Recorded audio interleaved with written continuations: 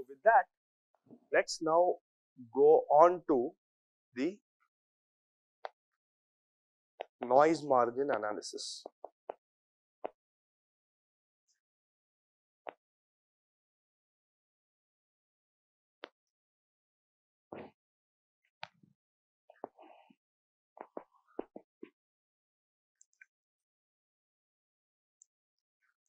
So the ideal voltage transfer characteristic was like this, right? A very sharp thing at around VDD by 2. Not necessarily, I can actually move that little bit here there depending on my threshold that I need, right? The trip point would be at VDD by 2. Okay, so this is VDD. So it's very clear that V in, if it is less than, let me call this as the trip point Vm. Vn less than Vm implies V in is logic 0, implies V out is logic 1. If V in is greater than Vm, right, implies V in is logic 1 and this implies V out is logic 0. No problem here in the ideal case. Okay. Now I want to see how does this analysis work for the real inverter, because there is a deviation from this ideality. So if you consider the VTC of the real inverter, it would be slightly exaggerated, I am showing, but yeah, this is my Vm, right? Clearly this definition does not hold here. If V in is greater than Vm, it doesn't mean that it's a logic 1. Neither is it true that if V in is less than Vm in the real inverter, that the input can be treated as a logic 0. Okay. So there is some region before Vm somewhere, I don't know where this is, we are going to pin it down in this discussion today, right? Anything to the right of this line can be treated as logic 1 for input for the Vin. Anything to the left of this line can be treated as logic 0 for Vin. Okay, and of course this is V out versus Vin. Okay, so now let's go back to the, I'm just going to draw the inverter like with a schematic symbol like this. Fine. So I have an input like this, the output will also go something like this, right? And maybe if I were to draw it, there is a delay and all that, so it would be like this. Fine. So in steady state, my input is fixed at either 0 or logic 1. Okay. In reality, in a chip, it's not true that the signal will be so ideal. Okay. So therefore, I am going to constantly have some noise perturbation around this. Okay. And a robust inverter is one which is immune to this noise in steady state. Of course, in the transient region, that's a different case. You know, anyway, there is a transition, some noise here, there. We can't do too much there. But in steady state, any noise, the inverter must be immune to it, which means that the noise must get killed. Okay. So what does it mean to say that the noise must get killed? So let us look at 3 regions. Okay. Region 1, 2 and 3. To the right of some point, I am going to analyze what happens if there is noise. Okay. So this will determine where our boundary should be, where this region 1 to region 2 transition happen and 2 to 3 transition will happen. Suppose there is noise now, if my input is very close to 0 here. Let's say I have a noise like this. What will happen to this noise at the output? Huh? Why?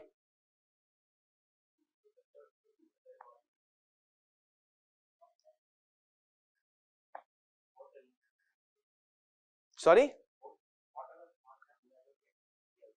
What does that statement mean? More precisely, more mathematically, what does that statement? You are right. Whatever you do, we are getting the same output. What does that mean again? Mathematically, what does it mean? V out.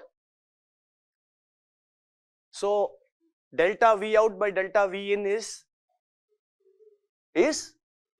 0. That means the derivative is 0, which means the gain at that point is basically 0. Right? So if you look at this point here, dV out by dV in is 0. Right? Which means that the gain is 0. So what it means is that if there is noise, the noise is getting killed because it does not getting amplified. In fact, it's getting attenuated and it's all gone. So the noise fluctuation at the input cannot percolate to the output. Right? Similarly, in region 3, I can do the same analysis. I have a noise perturbation. Very clearly, here also dV out by dV in is 0. Again the gain is okay. Now what happens if I do the same thing in region 2? Here I am going to do the same thing here. I will pull this thing here. I have a noise, okay, or let me just maybe make it like a sinusoid. What will happen to the output here around Vm? Huh? Sorry? Amplified, because the gain in this region is extremely high. It's actually, it should be a vertical line. Gain should be infinity there. But since there is a deviation, it's slightly, this thing, it has a very large gain in this region, which means the output will actually get inverted and it will appear like this. Right? But of course, it's not like, it can be a sinusoidal like this, because as I move away, the gain is changing and all that. So effectively, it will be a distorted, sine wave. Right? So the point is, as I am moving from left to right, my gain is going through some changes, right? And if you adopt this definition that noise should just get killed in order for the inverter to be robust, then the region of transition, where below some level it is treated as logic 0 and above some level it is treated as logic 1, what should be the transition value for the gain when I go from region 1 to 2, 2 to 3? What do you think this magic number for the gain should be?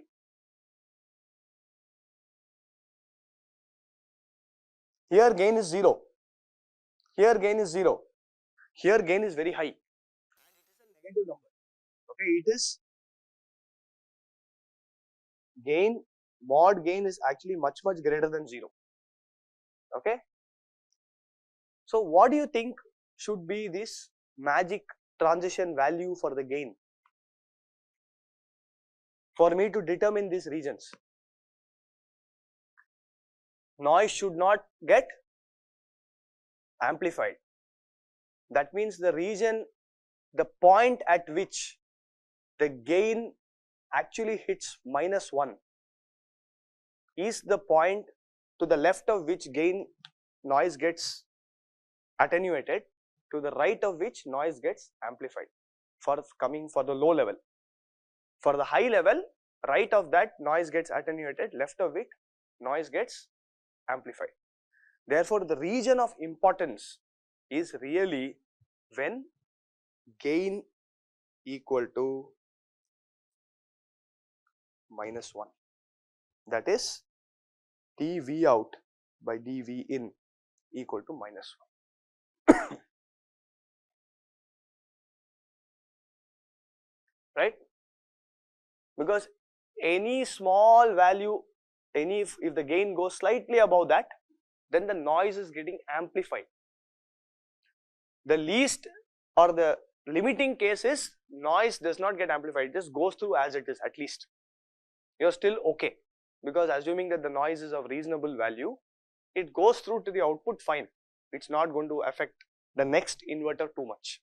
But if it gets amplified, then you have a problem. Okay, any questions here? Yeah, correct. So when we say noise, it means that it's a reasonably small signal. If you have like a VDD noise, then that's not noise, that's signal, right? So it does depend on the magnitude, but the assumption is it is reasonably small. Okay, and that can sort of, it's okay if it goes through unamplified or attenuated, no problem. Okay, why? Because now if I have another inverter here, I have noise from here, it goes unamplified here, then the same thing will continue in this cascading thing. Now if the noise comes here and then gets amplified, then the following stages will have a problem. That's why we are saying that as long as it doesn't get amplified or gets attenuated, there is really no problem. That is my region that I am really going to be worried about, and that is what is going to define what can be treated as a logic 0 for sure, what can be treated as a logic 1 for sure. Okay.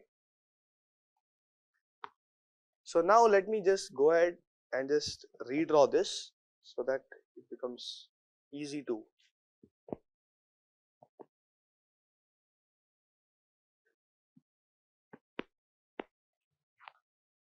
So there is some point where the slope is basically -1. G equals -1.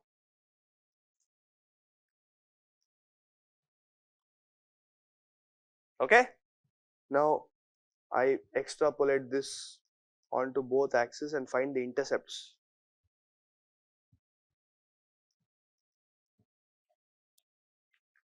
The first point I am going to call VIL. This is V out versus V in. This point I am going to call as VIH. Okay. So what does this mean now? If V in is greater than VIH, implies input is logic 0, I mean logic 1. Okay. Now V in is less than VIL, implies input is logic 0, right? Now what happens if V in is between VIL and VIH?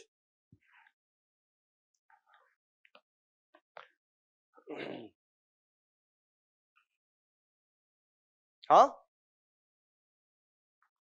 So if the input lands up in this region, it doesn't mean that the output will be stuck. For example, if the input is here, doesn't mean that the output will be stuck here, because at all times in your chip there is noise.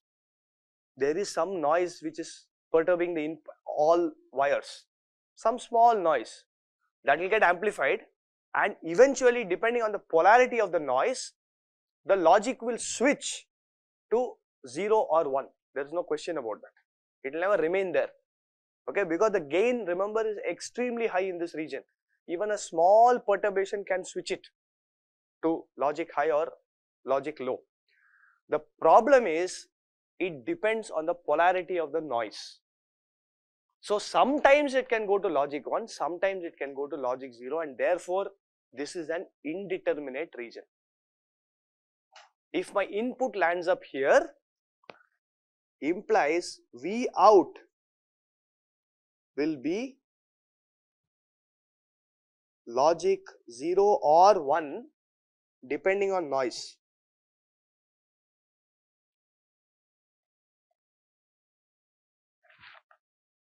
Okay, because the gain is very high.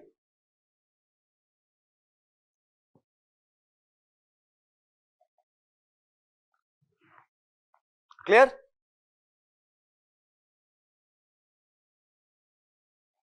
Okay, so keep this in mind. Only above VIH it makes sense, below VIL it makes sense. Okay, so these corresponding Y intercepts, right, are my output VOL and VOH.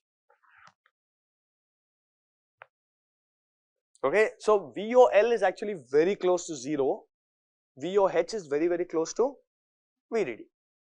Okay, but VIL and VIH are not like that. That's actually very close to VDD by 2. Somewhere around VDD by 2, this change is going to happen, right?